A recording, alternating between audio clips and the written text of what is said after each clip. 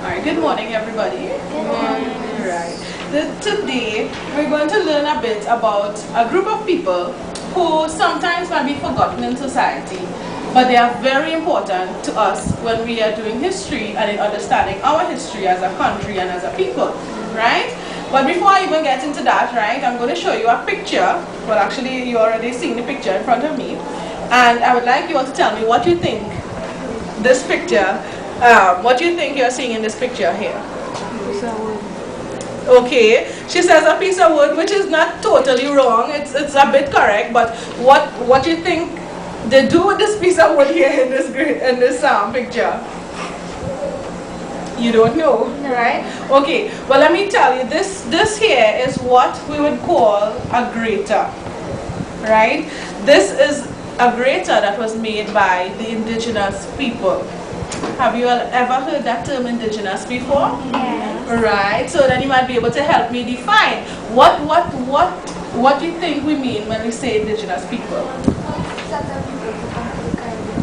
Very good. She said the first set of people that came to the Caribbean, and she's correct, right? It's the first set of people to inhabit or to settle in a geographic region, right? And in the Caribbean, there are two types of these people. Can anybody tell me? Very good. The Caribs and Arawaks, who are also known as, very good, the Kalinagos and the Tainos, right? So you are clear on that. You know what indigenous people are, and you know the two groups of indigenous peoples that came to the Caribbean, right? Everybody clear? Now, today we want to talk a little bit about their lifestyle and the things that they left with us, some of their tools, some of their artifacts and stuff like that, right? So I'm going to show you now a picture of a modern day grater, one that we know about, right? And I would like you to compare both of them.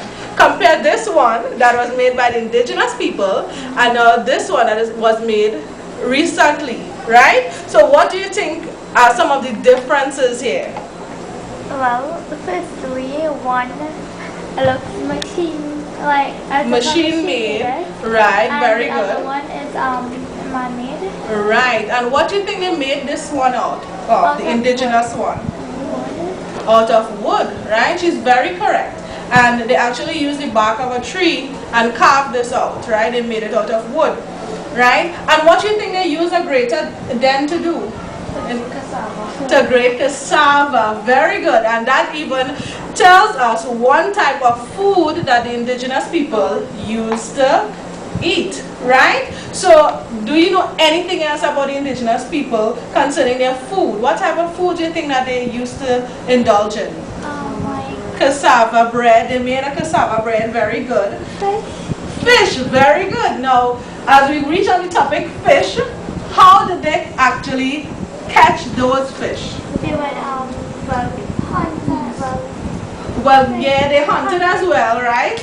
But to catch a fish, would you want hunt to catch? No, you will go to the river. Right, but they use something. What did they use? Look at the right, canoes. So you see now, the indigenous people, they had a way of using natural things from the environment for their subsistence and for their living, right? Now the canoe here is what we would call nowadays a boat, right? But look at how significant their canoe was. They actually took the trunk of a tree and carved it out, right? So that it will hold people just like a boat would do now. And this was their means of transport on rivers and seas, right? When they would go to catch their right, not in order to catch a fish as well, they also needed something else. Did they just go to the beach or to the sea? No, not fishing rods. We use fishing rods now, right? Now they had other weapons. They had other types of weapons. Now I'm circulating the pictures. You can look at them in the meantime. They had other weapons like these that I'm showing you up here. You may not recognize them too well. Right, well they are bows and arrows and spears, right? So they used to use the spear to catch the fish, right? And what do you think they would use the bow and arrow for? to shoot animals because they had a healthy diet. Their diet included not only cassava or cassava bread, but it also included meat and fish. Right? One example of the wild meat that they eat was what? A goatee. Very good. You all are very brilliant children, right?